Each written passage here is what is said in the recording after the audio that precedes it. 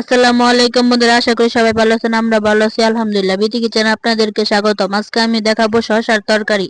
প্রথমে শসাগুলি আমি এইভাবে সুলিয়ে নিব। সবগুলো শসাই আমি এইভাবে সুলিয়ে নিব। তারপর আমি সুলিয়ে নিব আলু। শসাগুলি আমি এখন কেটে নিব। একইভাবে আমি আলু কেটে নিব। সবগুলো কাটা শেষ, আমি এখন উঠিয়ে নিব। এবার কেটে নিব পেঁয়াজ। এবার মাছগুলি ভেজে নিব। প্রথমে বসাই দিব একটা কড়াই। কড়াইটা গরম হয়ে গেলে দিয়ে দিব পরিমাণ মতো তেল। তেলটা গরম হয়ে গিয়েছে, তারপর দিয়ে দিব মাছ। মাছটা আমি হলুদ আর লবণ দিয়ে মাখিয়েছি। মাছগুলো ভাজা শেষ, আমি এখন নামিয়ে নিব। এবার বসিয়ে দিব তরকারি।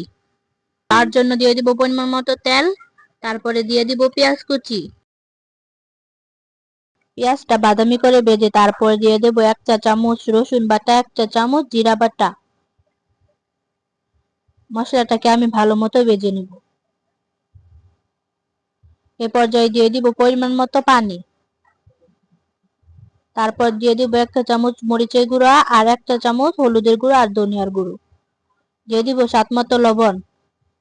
তারপরে মশলাটাকে আমি ভালো মতো কষিয়ে দিব। তার জন্য ডেকে দিব 5 মিনিট। চলে আসলাম 5 মিনিট পর। মশলাটা কষানো হয়ে গিয়েছে। এ পর্যায়ে দিয়ে দিব কেটে রাখা আলু আর শসা। ভালো মতো মিক্স করে ডেকে দিব।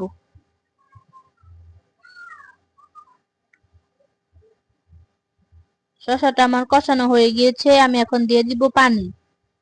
পানিটা আমি এখানে 1 কাপ দিয়েছি।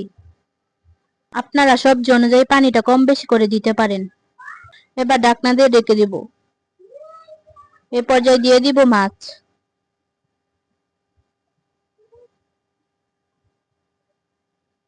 আর দিয়ে দিব কাঁচামরিচ। এবার ঢাকনা দিয়ে ডেকে দিব। আমার রান্নাটা প্রায় হয়ে গেছে। এই পর্যায়ে আমি দিয়ে দিব ভেজে রাখা জিরার গুঁড়ো। আমার রান্নাটা যদি ভালো লাগে তাহলে আমার চ্যানেলটা সাবস্ক্রাইব করে পাশে থাকবেন। যারা ফেসবুক থেকে দেখছেন তারা লাইক দিয়ে ফলো করে যাবেন।